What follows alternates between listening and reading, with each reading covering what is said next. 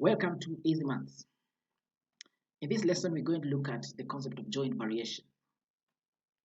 And so as we begin, let me say that joint variation normally involves equations of these types. First one, we can have joint variation represented by this equation.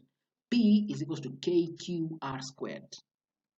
And this one is read as P varies jointly as Q and R squared. That means Q and R squared varies or influences the values of P. Now, please also notice that this equation can be written with the proportionality sign as it is appearing here. We can also have an equation of the nature A is equal to KBC, where we say that A varies jointly as B and C. That means B and C influences the values of A. And this equation can also be written as A proportionality sign then BC.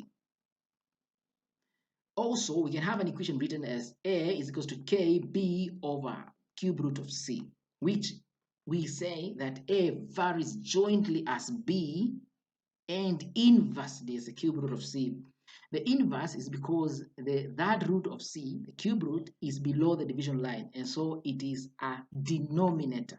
No wonder we are saying that it must be inversely influencing the value of A. Please notice also this one here can be written as A, then the proportionality sign, B all over the cube root of C. Lastly, we have a formula here. M is equals to Kp all over Q squared, which also can be read as M varies jointly as P and inversely as square of Q. Now, as you probably have guessed, this one can also be written as M, then the proportionality sign, P all over Q squared. I hope that presents a case of what joint variation questions would look like and how we would even write them, and how we would be able to point out that this question has to do with joint variation. Let me make some comments. Some three notes. The first one, there is always the proportionality sign. Contrasted with this is the fact that in partial variation, we don't have the proportionality sign. But in every case, these formulas can be written with the proportionality sign. The other thing is that there is no addition sign. The reason is, in every of these formulas, we only have one term after the equal sign. We don't have multiple terms after the equal sign as we had in partial variation. That's important for us to note. Now, we only have a single constant, k. The reason we have a single constant is because we don't have many terms. So please notice that every time k is a constant, although you can represent the constant with any other letter. And lastly, the word partial is not used. I say this particularly because the simple way we notice that a question has to do with partial variation is when the word partial is used. But joint variation might not even have the word jointly, but also does not have the word partial. So check out for that, as you should be able to notice that this question has to do with joint variation or not. Now let's move to some examples. And we have one question here where we told that quantity y varies directly as a quantity x and inversely as a cube over quantity z. X is 12 when z is 2 and y is 1 over 24. Find the formula connecting x, y, and z. We need to begin by first of all asking ourselves about the general equation. So we normally begin by using the proportionality sign, and so we're going to say since y varies directly as x, so we'd have y, the proportionality sign, then x.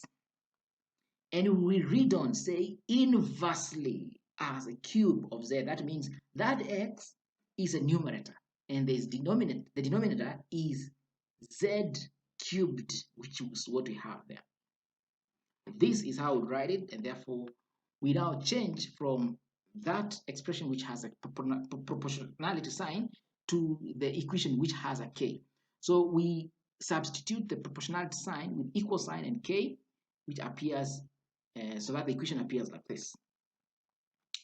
Now we're given that x is 12 when z is 2 and y is 124. And so since the question was to find the formula connecting x, y, and z, we're going to use these values in this particular formula to give us the value of k. So I've just put the values there. Y is 1 over 24, x is 12, and z is 2. So simplify that, you're going to get 1 over 24 is equal to k times 12 over 8, and multiply both sides by 8 over 12, so that you get the value of k to be 1 over 36. Now, The formula, therefore, connecting x, y, and z should be simply the formula that we had at the beginning, this one. Only that we need to have the variables and the constant, but the constant should be represented by what we just got, 1 over 36. And so the answer will be simply this one here. Y is equals to x all over 36 z cubed. Or if you like, y is equals to 1 over 36 x all over z cubed. And that brings me to the end of that particular lesson. Please check out for more examples now that elaborate and take us to the next stages. We would like to know what questions that have to do with joint variation look like and how different are they from partial variation. Thank you.